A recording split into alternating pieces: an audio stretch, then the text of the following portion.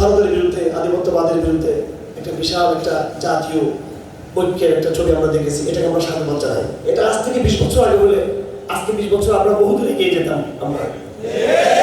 তো আপনি জিয়া রহমানের ওই লেভেলের, শেখ মুজিবের ওই লেভেলের, ডক্টর ইউনূসের ওই লেভেলের একজন ইসলামিক দায়, ইসলামের মুজাহিদ আপনি দেখান। সিরাত সর্বোত্তম পলিটিক্যাল সায়েন্স।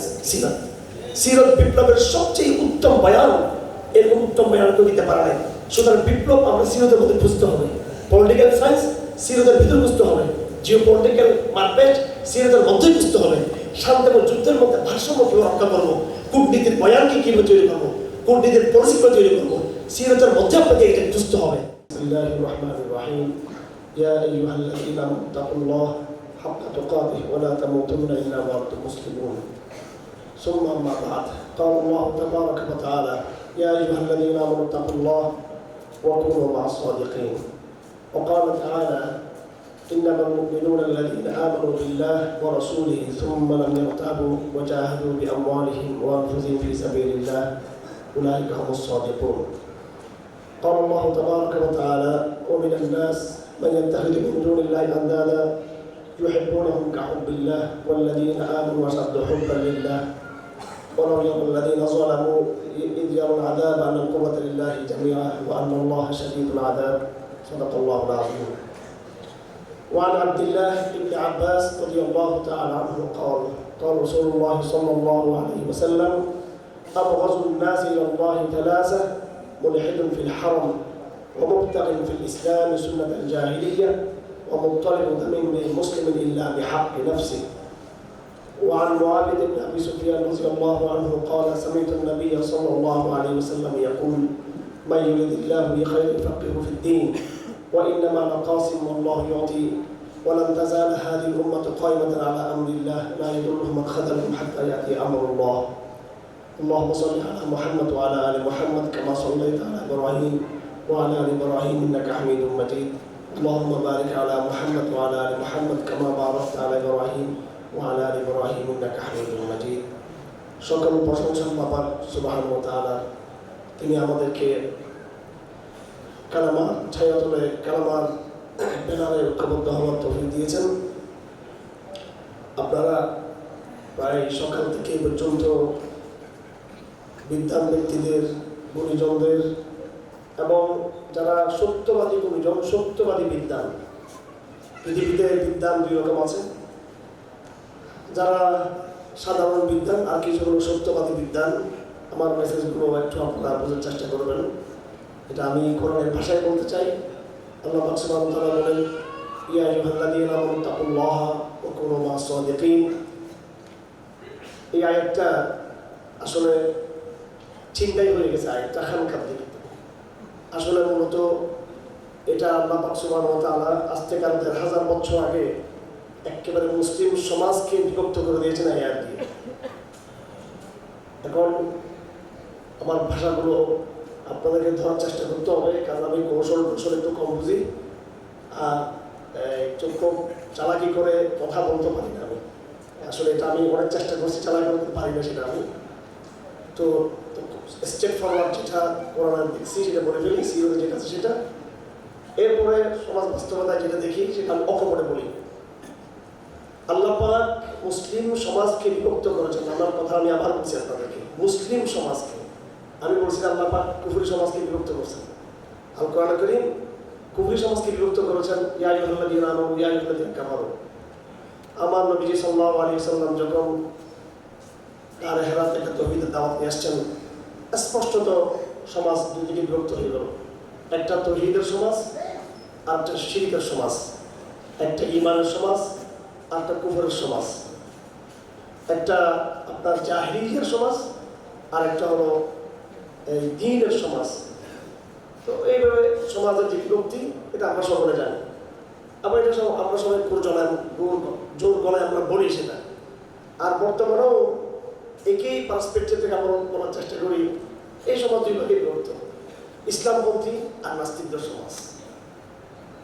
ইসলামপন্থীদের সমাজ, বিশ্বাসীদের সমাজ আর অবিশ্বাসীদের সমাজ, জাহিলিয়াতের সমাজ আর তাওহীদের সমাজ, এটা আমরা বলি। কিন্তু এর পরক্ষণে কিন্তু মদিনার জীবনে যেই সমাজ ইসলামের দিকে ধাবিত হয়েছে বাহ্যিকভাবে হোক ভিতরগত হোক, আল্লাহ পাক আবার ওই সমাজকে পুনরায় বিভক্ত করেছেন।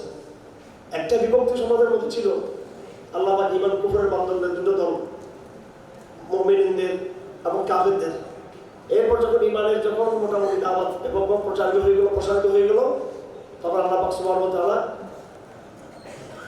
এবার আল্লাহ পাক তাওহীদ এবং শিরক, তাওহীদ ভার্সেস শিরক, ঈমান ভার্সেস কুফর, জাহেলিয়া ভার্সেস দ্বীন এইভাবে বিভক্ত না করে নতুন একটা টার্মকে এসেছেন আল্লাহ পাক, নতুন পরিবেশন এসেছেন। সেটা হলো আস-সাদিকুন আল মুনাফিকুন, আস-সাদিকুন আল কাযিবুন। এই আলাপটা আমাদের মধ্যে গড় হাজির, ব্যাপকভাবে গড় হাজির। বিগত 100 বছর ধরে গড় হাজির, বিগত 150 বছর ধরে গড় হাজির আলাপটা আমাদের মধ্যে। এই আলাপের খুব প্রয়োজনীয়তা রয়েছে আমাদের। নয় কিন্তু এখানে যে শিরোনামে যেটা লেখা আছে, এই উদ্দেশ্যটা আমাদের সিদ্ধ হবে না। কারণ জাহেলিয়া বলতেই আমরা সমাজে সুস্পষ্ট কুফরকে আমরা মিন করি, সুস্পষ্ট আদুপন্থা, সাংবিধানিক কুফর, গণতন্ত্রের কুফর, আবার পাশ্চাত্য যে ভ্যালুস, পাশ্চাত্য সভ্যতা যে মূল্যবোধের যে কুফর, ওয়ার্ল্ড অর্ডারের যে কুফর, এটাকে আমরা সহজে আমরা বুঝি। কিন্তু এই কুফরি আন্তর্জাতিক এই ভ্যালুজের দ্বারা প্রভাবিত হয়ে আমাদের মধ্যে ব্যাপক আকারে গণহারে যে সাবকনসিয়াসলি রিদ্দা তৈরি হয়েছে, অবচৈতনিক যে রিদ্দা তৈরি হয়েছে আমাদের মধ্যে, এবং কিছুটা সচেতন, বেশিরভাগ অবচৈতনিক, এই বিষয়টাকে আমরা আলাপে হাজির করতেছি না আমরা। আমার ভাইরা, 20 শতাব্দীর মুজাদ্দিদ রহমতুল্লাহ আলাইহি তিনি আমেরিকার সাথে যুদ্ধ করার সময় তিনি বলেছিলেন যে ইন্না আমেরিকা মা হাসানা শাইয়ান, যে মুসলিম বিশ্বের বিরুদ্ধে আমেরিকার কোনো উপার্জন নেই, ইল্লা মা হাসালা বিসাবাল মুনাফিকিন। আমেরিকা অতটুকু অর্জন করেছে যেটা মুসলিম সমাজে থাকা যে সমস্ত মুনাফিক রয়েছে এরাই যা সারপ্রাইজ দিয়েছে আমেরিকাকে, এতটুকুই আমেরিকার অর্জন। আন্যতায় আমেরিকা নিজের কৌশলের বুদ্ধিতে, শক্তিতে মুসলিম বিশ্বের বিরুদ্ধে এখনো সে কোনো উল্লেখযোগ্য অর্জন তার নাই। আমেরিকা 1991 সালের উপসাগরীয় যুদ্ধে, 91-92 সালের উপসাগরীয় যুদ্ধে আপনার সেই সময় মুসলিম শাসক গোষ্ঠী স্পষ্ট ব্যাপারে আপনারা দেখেছেন। তার আগে এই ফিলিস্তিনের মাটিকে বিক্রি করে দেওয়ার ক্ষেত্রে আরব শাসক গোষ্ঠীর ভাগ আপনারা দেখেছেন। তার আগে তুর্কি সাম্রাজ্যের পতনের ব্যাপারে ইয়াং তুর্কি, এদের নেফাক আমরা সকলে দেখেছি। এই নেফাকের ধারাবাহিকতায় এ পর্যন্ত আমরা দাঁড়িয়ে আছি। সুতরাং আমরা একটা জাহেলিয়ার কাঠামোকে আমরা ধ্বংস করতে চাই, আমরা একটা নতুন একটা ওয়ার্ল্ড অর্ডার আমরা তৈরি করতে চাই, নতুন একটা মূল্যবোধ আমরা তৈরি করতে চাই, নতুন একটা বিশ্ব ব্যবস্থা তৈরি করতে চাই। সহজ ভাষা বললে আমরা নতুনভাবে খেলা এবং শরীর প্রতিষ্ঠা করতে চাই। এক্ষেত্রে এটা আলাপ করলেই আমাদের সামনে চলে আসে আমেরিকার একটা ছবি চলে আসে, ইউরোপের ছবি চলে আসে, আমাদের কাছে ভারতের একটা ছবি চলে আসে। কিন্তু আমার ভাইয়েরা, আমি আমার ব্যক্তিগত অবস্থানকে স্পষ্ট করতে চাই, আলহামদুলিল্লাহ আমি অতীত বর্তমানেও এই সমস্ত পরাশক্তিদের আমরা তর্ক করি নাই। আমরা এই সমস্ত সাহিত্য সুযোগপ্রাপ্ত যারা আলহামদুলিল্লাহ এই সমস্ত পরাশক্তিদেরকে পরাজিত করেছেন। আমার দুঃখ এবং হতাশার জায়গাটা হলো যে আমাদের ঘরের মধ্যে অবচৈতনিক এবং সচেতন দুই ধরনের যে রিদ্দা এবং নেফাক রয়েছে, এটাই মূলত আন্তর্জাতিক জাহেলি ব্যবস্থা এবং তার প্রভাবে দেশের সৃষ্ট যে সামাজিক জাহেলিয়া, এটাকে ভাঙ্গার ক্ষেত্রে এবং সেই জায়গায় ইসলামকে রিপ্লেস করার ক্ষেত্রে এটাই সবচেয়ে বড় প্রতিবন্ধক। অর্থাৎ লড়াইটা প্রথমে আপনাকে আপনার বিরুদ্ধে শুরু করতে হবে, লড়াইটা প্রথমে আপনাকে আপনার পরিবারের সাথে করতে হবে। লড়াই বলতে দাওয়াতের সংগ্রাম, আপনাকে এই সংগ্রামটা আপনার সমাজের সাথে করতে হবে, আপনার স্কুলে, আপনার কলেজে। আপনি অবাক হয়ে যাবেন, এটা মানহাজিক ট্যাগ লাগিয়েছে আমাদের উপরে, এটা কোনো নাস্তিকতা লাগায়নি, এটা প্রথম অনুভব নেই, এটা ডেলি স্টার বলে নেই। অথচ আমরা লড়াই করছি দুটো কুফরি শক্তির সাথে, কিন্তু এই মানহাজি ট্যাগটা আমাদের উপরে কে লাগালো? জসিমুদ্দিন রহমান সাহেব তিনি কারাগার থেকে ছেড়ে গেছিলেন। উনি এক ধরনের ইয়েতে থাকতেন, রুমে থাকতেন, আমরা রুমে থাকতাম। তো আমাকে উনি চিঠিগুলোর মধ্যে লিখেছিলেন, महफिल महारक के हाथ में शेगुफ्ता फूल था, मेरे सर पर पत्थर किसके हाथ से लगे बताओ। এই জাতীয় একটা শেয়ার, সবার হাতে তো ফুল ছিল, কিন্তু আমার মাথা কেন রক্তাক্ত হলো? এই আমার মাথা রক্তাক্ত হলো, আমার পিঠে যে ছুরি গায়ে ধরো, এটা কিন্তু আমার শত্রুরা কিন্তু করে নেই, এটা ভিতর থেকে এসেছে। আমার ভাইরা, আপনারা এই গতকালকে আপনারা দেখেছেন, আমি প্রসঙ্গে এখান থেকে টানতে চাই যে ভারতের বিরুদ্ধে, আধিপত্যবাদের বিরুদ্ধে একটা বিশাল একটা জাতীয় ঐক্যের একটা ছবি আমরা দেখেছি। এটাকে আমরা সাধুবাদ জানাই। এই জাতি ইনশাআল্লাহ ভারতের বিরুদ্ধে ঐক্যবদ্ধ ইনশাআল্লাহ। জামাত ইসলামী হোক, হেফাজত ইসলাম হোক, চরমনাই হোক এবং বিএনপি হোক, অন্য দল হোক, এমনকি দেশপ্রেমিক যারা বাম ধারা যারা আছে, সকলেই ভারতীয় আধিপত্যবাদের বিরুদ্ধে ঐক্যবদ্ধ এবং বাংলাদেশে এই ঘটনাটা একটা মাইল ফলক হিসেবে আমরা দেখতে চাই। এই যে সেকুলার ফরম্যাটে একটা আমরা ঐক্য প্রতিষ্ঠা করলাম, নাকি সলিউশন কোরআন সুন্নাহর মধ্যে একটা ছবি দিয়ে, একটা পিকচার দিয়ে কিন্তু সমাধান হয় না। আর আপনারা যে ঐক্যবদ্ধ হচ্ছেন একটা রিয়েক্টিভ জায়গা থেকে ভারত আজকে তার আধিপত্যের নগ্নতা যখন প্রকাশ্যে যখন নিয়ে আসলো, তখন আপনারা আজকে ঐক্যবদ্ধ হলেন। আর এই ভারতের বিরুদ্ধে বিগত 2 দশক ধরে আমরা বলে আসছি, আওয়ামী লীগের প্রশাসন আমলে আমরা বলে আসছি, তার আগে বলে আসছি, ওলামায়ে কেরাম ভারতের বিরুদ্ধে সবার সোচ্চার হয়েছে। তখন কিন্তু আপনারা ভারতীয় আগ্রাসনের বিরুদ্ধে আপনারা তখন ডাক দেন নাই। আজকে আপনারা জাতীয় ঐক্যে যে ফোকাস দেখাচ্ছেন, সব আমরা একটা গ্রুপ করে তুলতেছেন। এটা আজ থেকে 20 বছর আগে হলে আজকে 20 বছর আমরা বহু দূর এগিয়ে যেতাম আমরা। তো ঠিক তেমনি ভাবে ওনারা যারা ঐক্যবদ্ধ হয়েছেন, যারা আছেন বর্তমান সরকারে আছেন, আমাদের ইসলাম মন্দিরা যারা তাদের সাথে যুক্ত আছেন, যারা রাজনৈতিক নেতৃবৃন্দ, আপনারা কেন বলছেন না এই লড়াইয়ের স্বরূপটা কি, এই ক্রাইসিস স্বরূপটা কি? এটা জাহিলি, এটা পরিষ্কার জাহিলি। ভারতের সাথে আমাদের লড়াই এটা কোনো রাজনৈতিক স্বার্থের কোনো লড়াই না, এটা কোনো অর্থনৈতিক স্বার্থের লড়াই নয়। এটা হ্যাঁ, অর্থনৈতিক স্বার্থ কিনা আছে অবশ্যই, রাজনৈতিক স্বার্থ কিনা আছে ভারতের, এখানে সাংস্কৃতিক স্বার্থ আছে ভারতের নিজস্ব সাংস্কৃতিক এজেন্ডা আছে, নিজস্ব রাজনৈতিক এজেন্ডা আছে, নিজস্ব অর্থনৈতিক এজেন্ডা আছে, ভারতের নিজস্ব জিওপলিটিক্যাল সামরিক স্ট্র্যাটেজিক এজেন্ডা, যেটা সামরিক বলা হয়, সামরিক স্ট্র্যাটেজিক এজেন্ডা ভারতের আছে। কিন্তু এখন কথা হলো মূল এজেন্ডা কি ভারতের, মূল লড়াইয়ের স্বরূপটা কি? আপনারা এটাকে কোনোভাবে ধরে রূপ দিতে চাচ্ছেন না।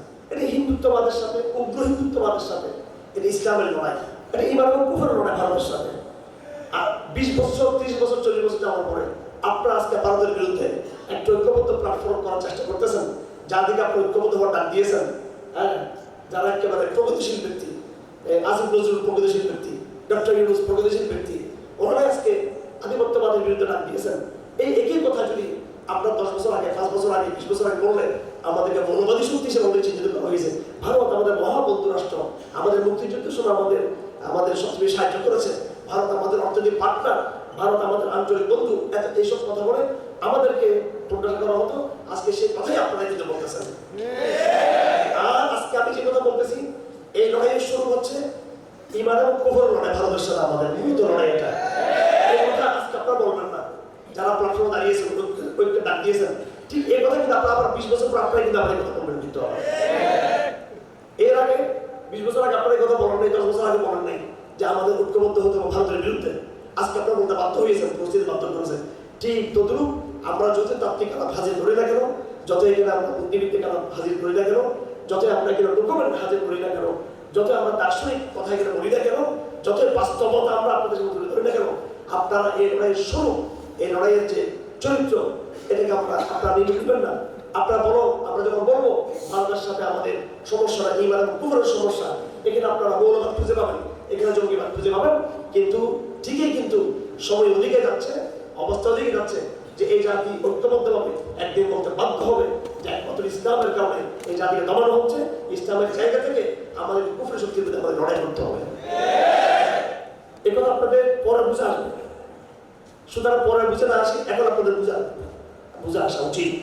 জাহিলিয়া সমাজের মধ্যে আমরা কিভাবে ইসলাম প্রতিষ্ঠার স্বপ্ন দেখবো। এই ক্ষেত্রে আমার প্রথম দাবি আপনাদের কাছে এবং অনুরোধ থাকবে যে আমরা আগে নিজের কাতারকে শুদ্ধ করার চেষ্টা করি, নিজের কাতারটাকে বিশুদ্ধ করার চেষ্টা করি, আমরা আরো পিউরিটারি হওয়ার চেষ্টা করি। আমরা যতই কৌশল মানে, কৌশল কি আপনি রসুলের চেয়ে বেশি ভালো কৌশল বুঝেন? আপনি রসুলের চেয়ে সমর্পিত আপনি। আর রসুলের সিরাতের কথা বললে আপনি বলতেছেন যে এটা কৌশল পরিপন্থী হচ্ছে, এই জন্য আপনি বিভিন্ন টার্ম, বিভিন্ন পরিভাষা, বিভিন্ন প্র্যাকটিস আর বিভিন্ন এই অ্যাকশন যেগুলোর সাথে সিরাত রসুলের কোনো সম্পর্ক নাই, এগুলো আপনারা অ্যাপ্লাই করতেছেন আর বলতেছেন এটা হচ্ছে বুদ্ধি, এটা প্রজ্ঞা, এটা কৌশল। আমার ভাইরা কোরআনের চেয়ে কোনো কৌশল নেই, সিরাত রসুল চেয়ে কোনো কৌশল নেই। আর সিরাত আমাদেরকে শিক্ষা দিয়েছে, সিরাতের মধ্যে বাস্তবতা আছে, সিরাতের মধ্যে তাত্ত্বিকতা আছে। আবার সিরাত থেকে আমরা এটা শিখতে পেয়েছি যে আমাদের নবীজি সাল্লাল্লাহু আলাইহি ওয়াসাল্লাম তার তাত্ত্বিক বয়ানগুলোকে সামাজিক যে বাস্তবতা, মক্কার একরকম বাস্তবতা, মদিনার একরকম বাস্তবতা, ইহুদিদের সাথে আলাদা একরকম বাস্তবতা, খ্রিস্টানদের সাথে আলাপ করার বাস্তবতা একরকম, আবার কোরআনের মধ্যে বিভিন্ন ক্যাটাগরি আছে, বনু হাশিমের বাস্তবতা এক, বনু উমাইয়ার বাস্তবতা এক, আবার তাইফের ঘটনা একরকম, আবার মক্কার ঘটনা একরকম, এইভাবে নানা রূপান্তর আছে। প্র্যাকটিক্যাল বিভিন্ন অবস্থা আমাদের নবীজি সাল্লাল্লাহু আলাইহি ওয়াসাল্লাম এগুলোকে ওভারকাম করেছেন, এগুলোকে ফাংশন করেছেন। এর মানে হলো কিয়ামত পর্যন্ত উম্মত কিছু থিওরিকে লালন করবে, কিছু চিন্তাকে লালন করবে, কোরআনকে ধারণ করবে, আর প্র্যাকটিক্যালি এক এক জায়গায় আপনাদের সমাজ বাস্তবতা একরকম, আরবদের সমাজ ব্যবস্থা একরকম, বাঙালিদের সমাজ বাস্তবতা আরেক রকম। সুতরাং প্রত্যেক সমাজ ব্যবস্থার দাবি অনুযায়ী, প্রত্যেক সমাজ ব্যবস্থার চাহিদা অনুযায়ী ওই জায়গায় সিরাত রাসূলকে ফিট করা হবে। এটা সিরাত রাসূল নিজে আমাদেরকে শিক্ষা দিয়েছে। সিরাত রাসূল কোনো নিছক কোনো বাস্তবতা বিবর্জিত কোনো তাত্ত্বিক আলোচনা, এটা থিওরি অ্যান্ড প্র্যাকটিস। সিরাতের মধ্যে তাওহীদের থিওরি আছে, সিরাতের মধ্যে শরীয়তের থিওরি আছে, সিরাতের মধ্যে আকীদার থিওরি আছে, সিরাতের মধ্যে আমলের প্র্যাকটিক্যাল থিওরি আছে। আবার এটিকে রাসূলুল্লাহ সাল্লাল্লাহু আলাইহি ওয়াসাল্লাম বাস্তবায়ন করেছেন একটা বাস্তবতার মোকাবেলা করে। উনি স্বপ্ন দেখলেন, স্বপ্ন দেখে মনে করছেন এই মুহূর্তে মনে হয় তাকে মক্কায় অভিযান করতে হবে, মক্কা থেকে রওনা হলেন, কিন্তু বাধা চলে আসলো। এটা তিনি কল্পনাও করেন নাই। তিনি স্বপ্ন বলতেছে মক্কার দিকে যাও, কিন্তু সামনে বাধা চলে আসলো এবং সেখানে বাহ্যিকভাবে একটা লজ্জাজনক যেটাকে মনে করা হয় সাহাবায়ে যেটা মানতে পারেন নাই, একটা চুক্তি করতে হলো। এটা বাস্তবতা যে রাসূল সাল্লাল্লাহু আলাইহি ওয়াসাল্লাম একদিন আগেও কল্পনা করেন নাই, 6 ঘন্টা আগেও তিনি কল্পনা করেন নাই যে এরকম একটা পরিস্থিতি মোকাবিলা করতে হবে। খন্দকের যুদ্ধে এমন একটা পরিস্থিতি আসবে আমাদের নবী সেটা কল্পনা করেন নাই। তা আমাদের কথা হলো যে আমরা সিরাতের অনেক তাত্ত্বিকতা, আলম, রূপ, উসুল, জ্ঞান, বিজ্ঞান, দর্শন, মূলনীতি, এগুলা সিরাতের একটা অংশ। সিরাতের আরেকটা পাঠ হলো যে প্রত্যেক সমাজ ব্যবস্থা, প্রত্যেক সময়ের ভিন্ন ভিন্ন প্রেক্ষাপট, ভিন্ন ভিন্ন বাস্তবতা। আমাদের নবীজি সাল্লাল্লাহু আলাইহি ওয়াসাল্লাম তার সেই উসুলগুলোকে, তার সেই বয়ানগুলোকে, তার সেই দার্শনিক নেগেটিভগুলোকে কোন সময়ে কোন জায়গায় কীভাবে বাস্তবায়ন করেছেন, বাস্তবতাকে কীভাবে ফাংশন করেছেন, বাস্তবতাকে ফাংশন করা, বাস্তবতাকে মোকাবেলা করা, বাস্তবতাকে সামনে আনা, কৌশল গ্রহণ করা, স্ট্র্যাটেজি গ্রহণ করা, বিচার বুদ্ধির পরিচয় দেওয়া, প্রজ্ঞার পরিচয় দেওয়া, এটা তো সিরাতের মধ্যেই তো আছে। সিরাত তো এই কথাই বলে, সিরাত থিওরি প্র্যাকটিস। সুতরাং এই জমানায় এই জাহেলি সমাজ থেকে মুক্ত হওয়ার জন্য আমাদের করণীয় হচ্ছে আমাদেরকে সিরাতের পথে আসা। সিরাত বললে আমাদের মানুষ পথে, আমাদের চিন্তা কাঠামোর মধ্যে আসা হচ্ছে সিরাত। এটা একজন বিরহ নবীর কিছু এতিম বয়ান, এতিম মার্কার কিছু বয়ান। এই জমানায় সিরাতও লাগবে, আর মানুষের জীবনের বইও লাগবে, কালমার্ক্সের বইও লাগবে, তারপরে ইউরোপের জাগরণের কাহিনী লাগবে, সোশ্যাল কন্ট্যাক্ট করতে হবে, ইত্যাদি ইত্যাদি সব পড়ে আমাদেরকে সিরাতের সাথে সমন্বয় করে চলতে হবে। অর্থাৎ সিরাত বলতেই আমরা আমাদের মাথায় এটা কাজ করে না যে সিরাত রাসূল সাল্লাল্লাহু আলাইহি ওয়াসাল্লাম, এটাতে যেমন থিওরিক্যাল বয়ান আছে, এটাতে পুরো সে সময় কঠিন সমাজ, নানা রূপী, নানা ডাইভার্সিটি, নানা রূপান্তরিত যে সমাজ ব্যবস্থা, এগুলোকে প্র্যাকটিক্যাল ফিল্ডে মোকাবেলা করার কৌশলে কিন্তু এখানে আছে। সিরাত মানে কৌশল। আমাদের নবীজি সাল্লাল্লাহু আলাইহি ওয়াসাল্লাম কিভাবে চুক্তিগুলো করেছেন, তার পুরো জীবনের একটা অংশ ছিল শান্তি, আরেকটা অংশ ছিল যুদ্ধ। আমাদের নবীজির একটা অংশ ছিল আপোষহীন, আরেকটা অংশ ছিল আমার নবীজির আপোষ। সুতরাং আপনি আপোষ করতে চান, সিরাতের মধ্যে আছে। আপনি আপোষহীন হবেন, সিরাতের মধ্যে আছে। আপনি শান্তি চান, সিরাতের মধ্যে আছে। আপনি লড়াই চান, সিরাতের মধ্যে আছে। এখন আমরা একটা জিওপলিটিক্যাল খেলাগুলো পড়ে গেছি আমরা। একদিকে মায়ানমার, একদিকে ভারত, একদিকে চীন। আর এটা তো নতুন সিচুয়েশন নাই, এটা কোন নতুন সিচুয়েশন নয়। আমাদের নবী সাল্লাল্লাহু আলাইহি ওয়াসাল্লাম একদিকে ইহুদিরা ছিল, একদিকে মুশরিকরা ছিল। হ্যাঁ, এইভাবে রোমান ফারস ছিল একবারে মদিনার দরজা, মদিনা থেকে, অর্থাৎ আরবের চতুর্থ আরবের শেষ প্রান্তে রোম এবং ফারস তাদের পরাশক্তির অবস্থান ছিল। যেভাবে আমরা এখন যে ভয় করি যে ভারত কোনো আগ্রাসন চালায় কিনা, আমেরিকা কোনো ড্রোন দিয়ে আক্রমণ করে কিনা, আমেরিকার মিসাইল হামলা করে কিনা, এই আতঙ্ক তো মদিনা নগরের মধ্যে ছিল। এই আতঙ্কটা, পরাশক্তির আতঙ্কটা ছিল। হযরত ওমর রাদিয়াল্লাহু আনহু একদিন ঘরে আওয়াজ দিলেন, একজন আগন্তুক আসলেন। তিনি তার পায়জামা আর লুঙ্গি পরা ছিল, তিনি এটা পুরোপুরি করতে পারেন নাই, অর্ধলঙ্গ অবস্থা, অর্থাৎ ওনার পিঠ প্যাট খালি ছিল, কোনো ইয়ে ছিল, কাপড় ছিল না, নিজের দিকে কাপড় ছিল, দৌড় দিয়ে তিনি দরজা করতে লাগলেন। তিনি জিজ্ঞেস করেন কি ব্যাপার রোম দিয়ে এখানে আক্রমণ করতে এসেছে? তার মানে মদিনা রাষ্ট্র ওয়াজ আন্ডার থ্রেট, সবসময় একটা হুমকির মুখে ছিল পরাশক্তির পক্ষ থেকে। তবে আজকের যে সিচুয়েশন, আজকের যে ক্রাইসিস আমাদের, এগুলো ১,৫০০ বছর আগে আমার নবীজি সাল্লাল্লাহু আলাইহি ওয়াসাল্লাম এগুলো কিন্তু ওভারকাম করেছেন, ওরা এই সিচুয়েশন ছিল। এই জন্য আমার ভাইয়েরা, আপনাদেরকে চূড়ান্তভাবে অ্যাবসলিউটলি আপনাদেরকে নিরঙ্কুশভাবে সিদ্ধান্ত নিতে হবে যে আমরা সিরাত থেকেই আমরা আমাদের যুদ্ধ, আমাদের লড়াই এবং দিন প্রতিষ্ঠান সংগ্রামের যে মানচিত্র, এটা আমরা সিরাত থেকে গ্রহণ করবো আমরা। কারণ সিরাত শুধু নট স্পিরিচুয়ালি, এটা শুধু খালি আধ্যাত্মিকতা নয়, সিরাত অলসো পলিটিক্যাল সায়েন্স। সিরাত সর্বোত্তম পলিটিক্যাল সায়েন্স। সিরাত বিপ্লবের সবচেয়ে উত্তম বয়ান, এরকম উত্তম বয়ান কেউ দিতে পারে নাই। সুতরাং বিপ্লব আমরা সিরাতের মধ্যে বুঝতে হবে, পলিটিক্যাল সায়েন্স সিরাতের ভিতরে বুঝতে হবে, জিও পলিটিক্যাল মারপেট সিরাতের মধ্যেই বুঝতে হবে। শান্তি এবং যুদ্ধের মধ্যে ভারসাম্য কীভাবে রক্ষা করবো, কূটনীতির বয়ানকে কীভাবে তৈরি করবো, কূটনীতির পরিস্থিতি তৈরি করবো, সিরাতের মধ্যে আপনাকে এটা বুঝতে হবে। আর যারা সেটা বুঝতে পারতেছি না, এনারা হয়তো অজ্ঞ কিংবা হয়তো মুনাফিক। আমার ভাইয়েরা, আমি এই কথাগুলো আজকে এই জন্য বলতেছি, আমাদের মধ্যে আত্মবিশ্বাস নেই। দিন প্রতিষ্ঠার স্বপ্ন দেখি আমরা, দিন প্রতিষ্ঠার একটা চেতনা আমাদের মধ্যে আছে, কিন্তু আমরা দিন প্রতিষ্ঠার, দিন কায়েমের এই স্বপ্নের ক্ষেত্রে আমাদের নিজস্ব যে সম্পদ, আমাদের নিজস্ব তুরাস, আমাদের নিজস্ব যে ঐতিহ্য আছে, আমাদের যে আমাদের হিস্ট্রি আছে, আমাদের ইতিহাস, এই জায়গায় আমাদের রাস্তা নেই। আমরা পারিপার্শ্বিক দ্বারা এমনভাবে আমরা সবাই মোহগ্রস্ত, পারিপার্শ্বিক দ্বারা এমনভাবে আমরা আমাদের চিন্তা কাঠামোকে আমরা তৈরি করেছি, আমরা কোনোভাবে আমাদের হিস্ট্রি থেকে আমরা শক্তি দিতে পারি, আমরা আমাদের অতীত ইতিহাস থেকে শক্তি দিতে পারি, আমরা সিরাতের জায়গা থেকে শক্তি নিতে পারি, বুদ্ধি নিতে পারি, এই কথা আমরা চিন্তাও করতে পারি না আমরা। সেজন্য বর্তমান সময়ে জিও পলিটিক্যাল এবং আন্তর্জাতিক, ন্যাশনাল, ইন্টারন্যাশনাল এই সকল থ্রেট, সকল হুমকি, এই সমস্ত এগুলোকে সামনে রেখে আমাদেরকে তাদের সাথে সমন্বয় করার চেয়ে আমাদেরকে চিন্তা করতে হবে এই সম্পর্ক পাঠন করার জন্য আমরা সিরাতকে কি সামনে নিয়ে আসতে পারি। এখন স্থূলভাবে, একেবারে বিচার বুদ্ধিহীনভাবে, আমি জানি না আমার এই অডিয়েন্স আমার এই কথাগুলো নেওয়ার জন্য আপনারা কিছু মনে করবেন কতটুকু আপনার প্রস্তুত আমার এই কথাগুলো। আমি একটা সূক্ষ্ম নেফাকের কথা বলতে চাই।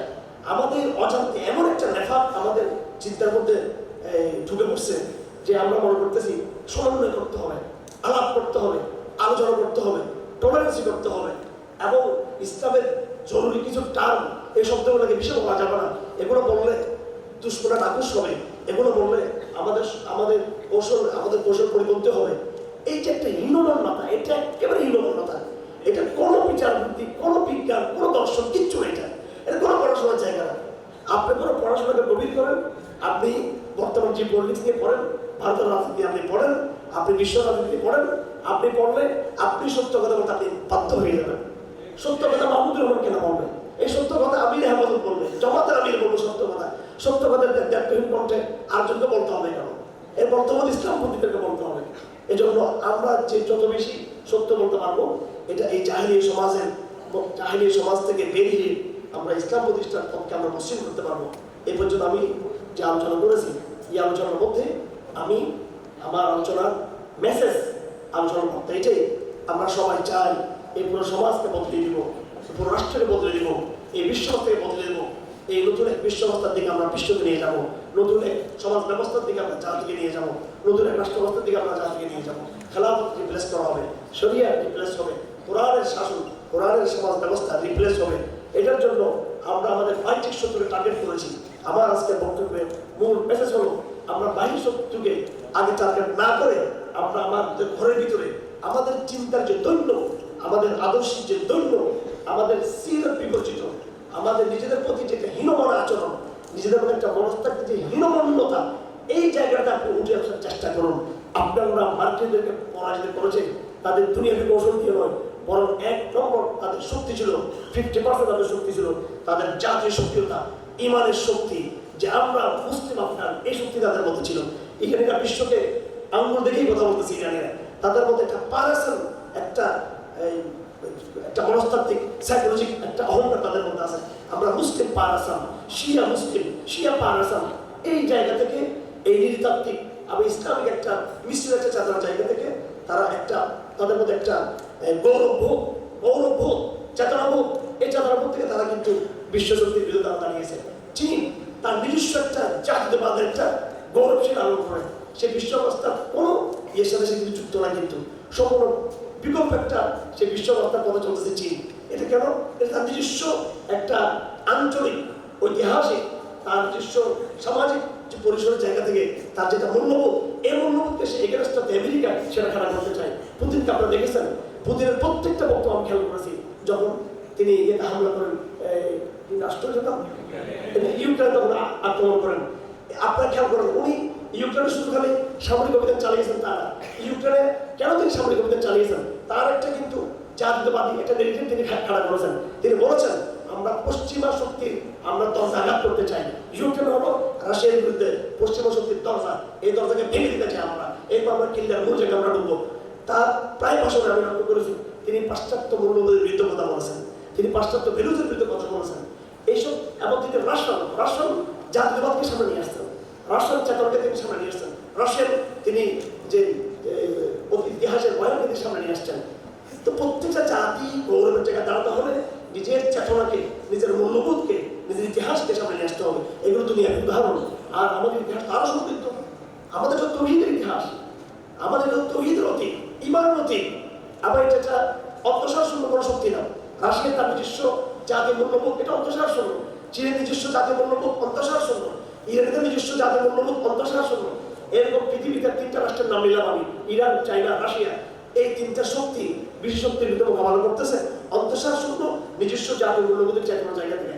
আর সেখানে আমরা ইসলাম হয়ে, অর্থাৎ আমরা ১৩,০০০ বছরের সমৃদ্ধ ইতিহাস, সেখানে আমি ২০০ বছর বাদ দিলাম ১৩,০০০ বছরের মধ্যে, তাহলে ১২০০ বছরের বা ১২০০-১৩০০ বছরের সমৃদ্ধ ইতিহাসের গৌরব নিয়ে যারা পৃথিবী বিগত দিনে মানব সম্পদের নেতৃত্ব লিডারশিপ যারা হাতে ছিল, আমরা করে বর্তমান সময়ে আমরা আপোষ করবো তাদের সাথে। আমরা এই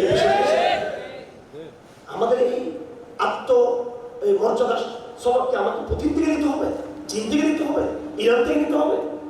একদম গরিব, দুর্বল, একেবারে অসহায়, অনুন্নত আপনারা আমাদের শিক্ষা দিয়েছে। আর কি লাগে আমাদের জন্য?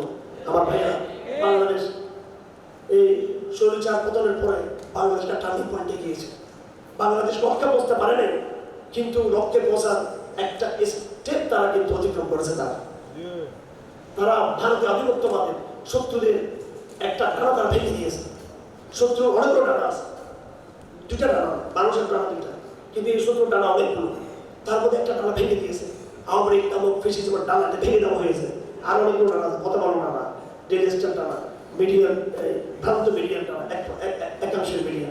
এইভাবে ঘরে ঘরে ঘাপটি মেরে থাকা এবং এই আঞ্চলিক সাম্রাজ্যবাদী শক্তি, আন্তর্জাতিক সাম্রাজ্যবাদী শক্তি, নানান দেশীয় বিদেশি ডানা পড়া হয়ে গেছে। এগুলো এক একটা আমাদেরকে এগুলো ওভারকাম করতে হবে, সংকটগুলো। এগুলো এই তাগুতের এক একটা ডানাকে যদি আমরা যদি ক্ষতিগ্রস্ত না করতে পারি, ইসলাম কিন্তু তার ডানা নিয়ে দাঁড়াতে পারবে না। আমাদের এই সমাপ্ত লড়াইকে সমাপ্ত করতে হলে, আমাদের বিগত স্বৈরাচার বিরোধী লড়াইয়ে সমাপ্ত লড়াইকে সমাপ্ত করতে হলে আমাদেরকে নিজস্ব চেতনার জায়গায় প্রসিদ্ধ করতে হবে। জাহেলিয়া সমাজের ক্রাইসিসকে সলিউশন করার জন্য আমাদের নিজস্ব চিন্তার জায়গাটা, নিজস্ব চেতনার জায়গাটা আরো বেশি করে আমাদেরকে পরিশুদ্ধ করতে হবে। আমাদেরকে এইটা সবার প্রতি, মূলধারা আলাদার প্রতি, মূলধারা এগুলো আসলে বোর্ডে কলম খাতা নিয়ে এগুলো প্রশিক্ষণ করা উচিত, দেওয়া উচিত। কিভাবে আমরা চলে গিয়েছি। আমি শর্টকাট এই জাহেলিয়া সমাজের মোকাবেলা আমাদের ভিতরে কি করতে হবে শর্টকাট করি। এই সমাজকে আমরা ৩ ভাগে ভাগ করতে চাই। একটা হলো এলিট সমাজ, যাদের হাতে রাষ্ট্র ইত্যাদি রয়েছে। এই এলিট সমাজ আমরা কয়েক ভাগে ভাগ। রাজনীতিবিদ তারা এলিট, সামরিক বাহিনী তারা এলিট, আমলা তারা এলিট। এরপর সুশীল সমাজ, সাংবাদিক, বুদ্ধিজীবী, লেখক, প্রফেসর, ইউনিভার্সিটি শিক্ষকদের সুশীল, আমলা, আর্মি এবং রাজনীতিবিদ। এই যে একটা এলিট তন্ত্র। এরপর আছে সাধারণ প্রলেতারিয়েত, যারা সাধারণ জনগণ। এরপর মাঝে মাঝে একটা স্তর আছে, সেটা হলো ওলামায়ে কেরামদের। এই আমাদের সমাজের 3টা জায়গা। এই 3টা জায়গার মধ্যে সংস্কার দরকার। কিভাবে সে সংস্কার হবে? প্রথম শ্রেণীর বৈশিষ্ট্য যারা এলিট তন্ত্র। আপনার দেখেন, এই যে বারবার ক্ষমতার পালাবদল হচ্ছে, একবার বিএনপি আসতেছে, একবার আওয়ামী লীগ আসতেছে, আরেকবার তত্ত্বাবধায়ক আসতেছে, কিন্তু আপনি দেখবেন নামের পরিবর্তন, কিন্তু শ্রেণী কিন্তু একটাই, কিন্তু এরা কিন্তু ভিন্ন। হ্যাঁ, দল নাম কি? আওয়ামী লীগ। দল কি নাম? বিএনপি। দল বা সোসাইটি অ্যাসোসিয়েট নাম কি? তত্ত্বাবধায়ক। কিন্তু শ্রেণী কিন্তু আর একটাই কিন্তু। আর এখানে ঘুরে ফিরে কিন্তু এলিট সমাজ। বিগত 17 বছর শেখ হাসিনার সরকার টিকে ছিল, মূর্খের মতো আমরা বলি পুলিশেই টিকে রাখছে। পুলিশ কিসের প্রোডাক্ট দেবে টিকে রাখবে? পুলিশ একটা শক্তিশালী বাহিনী হলো বাংলাদেশে, পুলিশ হলো একটা লাঠির বাহিনী। এই বিগত 17 বছর আমাদের ঠিক ছিল। শেখ হাসিনার অন্য উপদেষ্টা ছিল এই ডক্টর তারেক সিদ্দিকী। ইনি পুরো সেনাবাহিনীকে তিনি ওনার অত্যন্ত মেধাবী, একজন চৌকস মেধাবী স্মার্ট একজন শেখ হাসিনার উপদেষ্টা। এই বর্তমান উপদেষ্টা তো একটা তারেক সিদ্দিকীর মতো লোক আছেন আমি জানি। শেখ হাসিনা এই উপদেষ্টাকে দিয়ে পুরো আর্মিকে সে কনভিন্স করেছে। ব্যাপকভাবে এই সেনাবাহিনীকে শত শত এই আর্থিক প্রজেক্টে যুক্ত করে দিয়ে পুরো তাদেরকে একটা অর্থনৈতিক একটা কোম্পানি তাদেরকে বানিয়ে ফেলছে। সেনাবাহিনী কোনোভাবেই এই আওয়ামী লীগের পক্ষে চায়নি। আর বিএনপির কেন পতন হয়েছে? এই পতন হয়েছিল তার যে বেশি মাস্টারি করতে গিয়ে সেনাবাহিনী যদি এইগুলো হচ্ছে একেবারে একবার কোনো কথাই বলা, বাস্তবতাই বলা।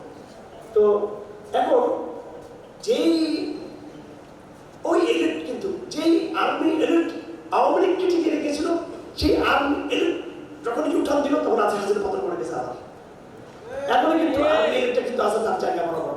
আমি এটা বলি। তারপর দেখুন সুশীলরা আওয়ামী লীগ আমলে 17 বছরে সাংস্কৃতিক যেই লড়াইটা সুশীলরা করে দিয়েছে। এই সুশীলরা কিন্তু এখন একবার উপদেষ্টা মধ্যে তার পদে আরো চোখটা বাবা আছে। আওয়ামী লীগ এর আমলে 17 বছর প্রথম আলো ডেইলি স্টার তাদেরকে নেগেটিভ তৈরি করে দিয়েছে, যুদ্ধবাদের নেগেটিভ, জঙ্গি দমনের নেগেটিভ তৈরি করে দিয়েছে। এখন প্রথম আলো খুব দ্রুত একটা পত্রিকা ডেইলি স্টার, এরা আস্তে করে একটু লিবারেল হয়ে গেছে। এখন জামাত শিবিরের ছবি এরা দেয়, আমিরও জামাতের ছবি দেখলে এখন বড় যুদ্ধ অপরাধের ছবি নেবো না, কারণ যারা আবহাওয়া এগুলোদের বিপরীত ওরা আস্তে করে আরেকটা এখন মডার্ন জায়গায় চলে আসছে। তার কৌশল পাবে বাংলাদেশ। শ্রেণী কিন্তু একটাই, চরিত্র কিন্তু একটাই, লোক কিন্তু ভিন্ন, ব্যক্তি কিন্তু ভিন্ন। এই জন্য লোক পরিবর্তন, দল পরিবর্তনের কথা না বলে আমরা এই সমাজের তিনটা সমাজের চরিত্রকে আমরা পরিবর্তন করতে চাই। এলিটের সমস্যা হচ্ছে সে যে আমলে যে আসুক তার সমস্যা হচ্ছে সেটা হলো আন্তর্জাতিক যেই বিশ্ব ব্যবস্থা, এই বিশ্ব ব্যবস্থা তারা ধারণ বাহবে যে জাতীয় অর্থনৈতিক সমাজ যে ব্যবস্থা, যে গ্লোবাল মডেল, এটা কিন্তু ধারণ মুসলিম বিশ্বের শাসকদের কোন নিজস্ব পলিসি নেই। সমস্ত মুসলিম বিশ্ব ইউরোপীয় এলিটদের এরা হচ্ছে এই তল্পি বাহক, গোলাম এবং দালালের। আপনি জিয়া রহমানের ওই লেভেলের, শেখ মুজিবের ওই লেভেলের, ডক্টর ইউনূসের ওই লেভেলের একজন ইসলামিক দায়, ইসলামের মুজাহিদ আপনি দেখান। সমাজের মূল আপনি বলেন যে সমাজের অনেক কথা, আমার সমাজের কথা, এটা হচ্ছে ইসলামিক লেভেল। আমি সমাজের মূল জায়গা থেকে বলতেছি, আমি যে ওখানে দাঁড়িয়ে তারা তৌহিদের কথা বলতেছে। তার মানে আমাদের ফলটা কোথায়? আমরা সমাজের মূল জায়গাতে আমরা দাওয়াতকে নিয়ে যাইনি। আমরা আসলে এখন স্বৈরাচার মুক্ত বাংলাদেশে দাওয়াতকে আমরা সুশীল শ্রেণীতে নিয়ে যাই, দাওয়াতকে আমরা মিলিটারিতে নিয়ে যাই, দাওয়াতকে আমরা আমাদের রাজনীতিবিদদের মধ্যে নিয়ে যাই। আমরা এদের মধ্যে আমরা তৈরি করি, রাজনীতির গোড়ায় নিয়ে যাই। আপনি আপনি দল করতেছেন, গরিব কর্মী নিয়ে রাজনীতি কর্মী বানাচ্ছেন। আপনার 50,000 শ্রমিকের সংগঠন রাজে আসলে কি হবে? শিবিরের কর্মীর মধ্যে আরেকটু স্মার্ট আর কি। কিন্তু ওরা তো সমাজের মূলধারা কখনো হতে পারে না। সমাজের কলেজ বিশ্ববিদ্যালয়ের মূল তৈরি শক্তি তো আমরা হতে পারিনি। কেন হতে পারি না? আমাদের কেউ সংগঠন করতে গেলে বলছে আমাদেরকে আমরা মূল ধারাকে আমরা ইসলামের দাওয়াত দিব, মূল জায়গায় ইসলামের দাওয়াত দিব। তো এই জাহিলিয়া সমাজ থেকে উত্তরণ করে এই সমাজকে ইসলামী সমাজ প্রতিষ্ঠা করার জন্য আমাদেরকে নবী সিরতে এসে আমাদেরকে চিহ্নিতগত রোগ কোনটা, শিরকের রোগ, এটাকে ঈমান থেকে সরিষা করতে হবে। আর এই সমাজকে চিনতে হবে যে সমাজের যে অবস্থা, এই সমাজের শিরক, এটাকে চিহ্নিত করে এই সমাজের মধ্যেই তা আমাদেরকে প্রয়োগ করতে হবে ইনশাআল্লাহ। আমি মনে করি বাংলাদেশে কথা দীর্ঘিত করবো না, আমি অসুস্থ, আমি আমার বাংলা কথা বলতে পারতেছি, অনেক কষ্ট হচ্ছে। আমি একটা বেশি কথা বললে মনে থাকবে না। একটা জিনিস নিয়ে আপনারা আজকে এখান থেকে বের হবেন, সেটা হলো স্বৈরতন্ত্র মুক্ত বাংলাদেশ, মোটামুটি স্বাধীন বাংলাদেশ। আপনি কথা বলতে পারতেছেন, কাজ করতে পারতেছেন, অ্যাক্টিভিটিস করতে পারতেছেন। আপনি এবার আল্লাহর ওয়াস্তে রাজনীতির কথা চিন্তা না করে কখন নির্বাচন হবে, নির্বাচন হলে আপনার লাভ কি? 2001 সালের নির্বাচনে আমরা ক্ষমতায় চাইনি, গেছিলাম কিনা আমরা 4 পার্টি চাকরি জুট হয় না আমাদের, আমাদের আলামে এমপি হয়েছে তো, কারণ জমাতের তো 2 মন্ত্রী তো হলেন, ঠিক আছে। তো এইভাবে রাজনীতির সংগ্রামে আপনার বেশি মাথা না খামিয়ে আপনারা আরো একটু পিছনে গিয়ে আরো গভীরে সবাই দাওয়াতের সংগ্রামে, সমাজ বিপ্লবের সংগ্রামে যুক্ত হওয়ার চেষ্টা করেন। বুঝলাম বামপন্থীরা ক্ষমতা আসলো, তখন আওয়ামী লীগের মতো কোনো সেকুলার ক্ষমতা আসলো, কিন্তু সকল ইউনিভার্সিটি, সকল কলেজ, সকল স্কুল তো হিম্পানি, এরা কিভাবে কিছু করতে পারবে না এদের বিরুদ্ধে? সাধারণ শিক্ষিত সমাজ ইসলামকে চায় না। এই জন্য এই গোড়াতে আলহামদুলিল্লাহ বিগত আন্দোলনে যেটা দেখা গেছে, এই তরুণ সমাজের মধ্যে যারা আন্দোলন করছিল এরা যদিও সেকুলার, কিন্তু যারা শাহবাগীদের মধ্যে এরা কিন্তু ওইরকম কড়া সেকুলার না, ওদের লিবারেল না, হয়তো আমাদের মধ্যে রেডিক্যাল না, আবার ওদের মধ্যে লিবারেল না, একটা মাঝামাঝি পর্যায়ে আছে। এখন এই ছাত্র সমাজকে একটু এগিয়ে আরেকটু রেডিক্যাল, আরেকটু পিওর ইসলামের দিকে নিয়ে আসতে হবে ইনশাআল্লাহ। আমি মনে করি ছাত্র সমাজ একজন করছে আলহামদুলিল্লাহ। আগে 2013 সালে 12 সালে আমরা দেখছি শাহবাগের বাংলাদেশ প্রজন্ম বলতে একটা সেকুলার প্রজন্ম, প্রজন্ম বলতে একটা রবীন্দ্রবাদী প্রজন্ম, ভারতীয় প্রজন্ম আমরা দেখছি। কিন্তু এখন বাংলাদেশে আমরা দেখছি পুরোপুরি হতে ইসলাম প্রজন্ম না, কিন্তু এটা মোটামুটি একটা ভালো মতো মিশ্রিত একটা প্রজন্ম। আগামীতে আমরা এমন চিন্তা মেহনত করবো, আগামী 5 বছর ইনশাআল্লাহ আগামী 4 থেকে 5 বছর মেহনত করবো। পরবর্তীতে বাংলাদেশে এই প্রজন্মই, এই প্রজন্ম চূড়ান্ত একটা শরীর বিপ্লব যেন তারা করে ইনশাআল্লাহ। এবং এই প্রথম বিপ্লব তারা ডাক দেবে কিভাবে? একসাথে ইরানের মতো বিপ্লব করিয়ে সরকার হটাইয়া শরীর ক্যারি করবে। আমি সেটা বলতেছিলাম, প্রথম বিপ্লবটা বাংলাদেশে হওয়া উচিত শিক্ষা অবস্থাকে নিয়ে। আমরা এমনটা আমাদের কাছে করবো, এটা হাজার রাজনীতি ছিল।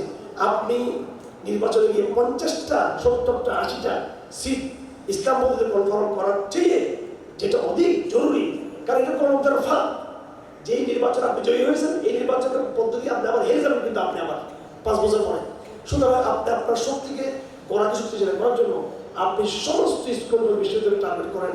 এবং পরবর্তী বিপ্লবটা হবে এই ছাত্ররা বলবে আমরা এই সিলেবাস মানি না, আমরা একেবারে এই সেকুলার সিলেবাস মানি না, আমরা ইসলাম বান্ধব বিজ্ঞান ভিত্তিক নতুন এক সিলেবাস আমরা চাই। আমরা মুসলমানের বাচ্চা, মুসলমান সন্তান ইসলামিক হিস্ট্রি, ইসলামিক সংস্কৃতি, ইসলামিক দর্শন ভিত্তিক একদম কমপ্লিট একজন মুসলিম হিসেবে আমি বলতে চাই, পুরো একদম মাস্টার্স থেকে শুরু করে আমাদের প্রাইমারি পর্যন্ত এই শিক্ষা আমরা আমূল পরিবর্তন চাই। এই বিপ্লবটা যদি 4-5 বছর যদি আপনারা এই প্রজন্মকে আমরা করাতে পারি, পরবর্তী প্রজন্মে এখন আসবে রাজনীতির সংস্কার আমরা চাই। এই আদালত ব্যবস্থা হতে পারে না, এই সংবিধানের শরীয় ভিত্তিক সমাধান দিয়ে চাই আমরা। এখন সংবিধানের কথা আসলে আমি এটা নিয়ে কাজ করছি, কিছু আমরা রিপোর্ট তৈরি করছি, কিচ্ছু নেবে না 5 টাকা না। কিন্তু আপনি প্রজন্মকে তৈরি করুন, প্রজন্ম বিদ্রোহ করুন, অভ্যুত্থান করুন, ঠিকই কিন্তু তারা ইয়ে করতে পারবে, তারা একটা সংবিধানের যুদ্ধে তারা অবতীর্ণ হতে পারবে। তারা রাজনীতির যুদ্ধে, আগে শিক্ষা অবস্থার যুদ্ধে, সাংস্কৃতিক যুদ্ধে, এরপর রাজনীতির যুদ্ধে তারা অবতীর্ণ হবে। পরবর্তী এই প্রজন্ম বলবে ভারতকে আসো তোমার সাথে এবার তলবারি বলবো, তলবারি ধরবো আমরা। এই প্রজন্মই বলবে, প্রজন্মকে ধারণা তৈরি করতে হবে আপনাকে এইভাবে। এটা কত কিভাবে হবে? আদ-দাওয়াতুল্লাহ, আদ-দাওয়াতুল্লাহ, এটা হবে দাওয়ার মাধ্যমে হবে। এটা সিলেবাসের বই, কুতুবের বই, মোহাম্মদ কুতুবের বই, থানবীর বই, আরো যারা স্কলার আছেন ওনাদের ব্যাপকভাবে ইউনিভার্সিটি কলেজে আপনি রবীন্দ্রবাদকে, আপনি এবারে আরো যত বাদ আছে আর কি, এগুলোকে আপনি দাবিয়ে দিয়ে ইসলামী সাহিত্য, সংস্কৃতি, মূল্যবোধ, বিশ্বাসের একটা জয়গান তুলুন ইনশাআল্লাহ। আমি মনে করি এটা আমাদের জন্য বেস্ট পলিটিক্স হবে আমাদের জন্য, এটা ইনশাআল্লাহ। আমরা জাহালিয়া সমাজ থেকে প্রত্যাবর্তনের জন্য, প্রত্যাবর্তন করে ইসলামকে রিপ্লেস করার জন্য আমাদের সংগ্রাম দাওয়ার মধ্য দিয়ে হবে। এবং আমাদের সামনে মনে থাকবে সিরাত রাসূল সাল্লাল্লাহু আলাইহি ওয়াসাল্লাম। অবশ্যই আমরা কান খোলা রাখবো, বিশ্ব রাজনীতিতে পড়াশোনা করবো, দেশ রাজনীতি আমরা পড়াশোনা করবো, ষড়যন্ত্র সম্পর্কে সব কিছু আমরা বোঝার চেষ্টা করবো। আমরা সবকিছু মাথায় রাখবো, এটা রিয়েলিটি, এটা গ্রাউন্ড রিয়েলিটিকে আমরা মাথায় রাখবো। আমরা বলছি যে হটকারে হওয়ার জন্য আমরা বলতেছি না, সবকিছু মাথায় রেখে সমন্বয় করে আমরা চলবো। আমরা এক চোখ দিয়ে কোরআন দেখবো, সুন্নাহ দেখবো, সিরাত দেখবো, আরেক চোখ দিয়ে বিদ্যমান পলিটিক্যাল সায়েন্স দেখবো, এবং সময় এবং স্থানের বাস্তবতা আমরা দেখবো। দুটোকে সমন্বয় করে আমরা ইনশাআল্লাহ আমরা এগিয়ে যাবো। আল্লাহ সুবহানাহু ওয়া তাআলা তৌফিক দান করুন। ওয়া মা আলাইহিল বালাগ ওয়া আহমদ আলহামদুলিল্লাহি রাব্বিল আলামিন।